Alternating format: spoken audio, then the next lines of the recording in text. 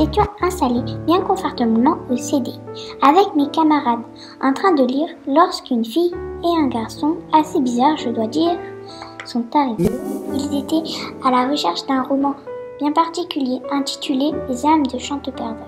Tout de suite, ces élèves m'ont fait penser à certains personnages de ce même roman dont je venais de terminer la lecture.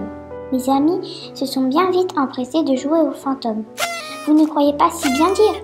C'est bien une histoire de fantômes, mais pas comme vous l'imaginez. Raconte-nous alors! Tout commence à l'arrivée de Joséphine et de Martin Solivet dans leur nouvelle demeure Chanteperdrix. On ne peut pas dire que Joséphine soit enthousiaste.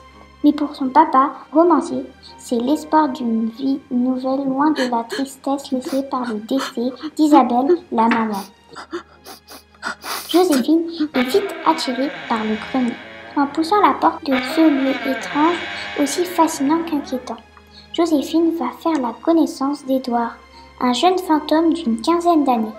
Grâce à Asphodèle, une chouette télépathe, elle va également entrer en communication avec d'autres fantômes. Tous sont à la recherche du fantôme d'Albert, le petit frère d'Édouard. Joséphine détient-elle la clé pour le retrouver? Le temps presse, car des âmes sombres sont à leur trousse. Joséphine réussira-t-elle à aider Édouard dans sa mission qui le retient dans cet entre-deux?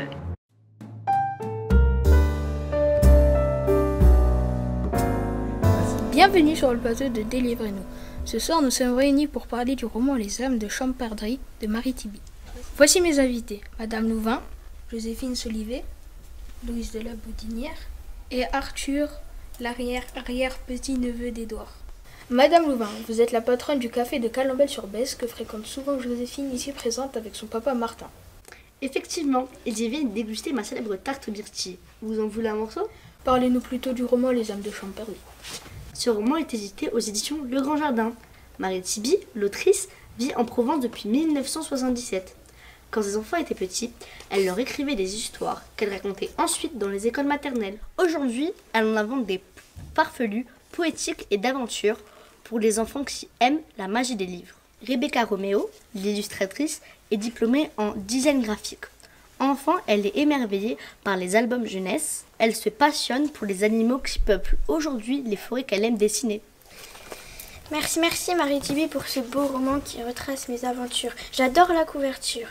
Elle se déplie pour nous offrir 4 délicates illustrations où l'on peut apercevoir ma maison, une vieille maison, la mienne, une chouette asphodèle, un chat, mais je ne vous en dirai pas plus. Ce roman fantastique est à la fois un roman d'aventure. On ne s'ennuie pas une seconde. Il y a du suspense jusqu'au bout. Ce livre est à la fois touchant, mais très positif. Il aide à faire le deuil et à ne pas oublier nos morts, comme mon arrière-arrière-grand-oncle Édouard. Cette lecture n'a pas été sans émotion pour moi et m'a permis de découvrir des épisodes de la vie de mon ancêtre Adélaïde. Comment ne pas être bouleversé par ces personnages, qu'ils soient vivants ou morts? Pour conclure, si vous aimez les histoires de fantômes, d'animaux qui parlent et d'amitié, ce roman est fait pour vous. N'oubliez pas qu'il laisse une grande place à l'émotion, à l'action et à l'humour aussi. Bonsoir et à la semaine prochaine. Aujourd'hui, Je me suis trompée.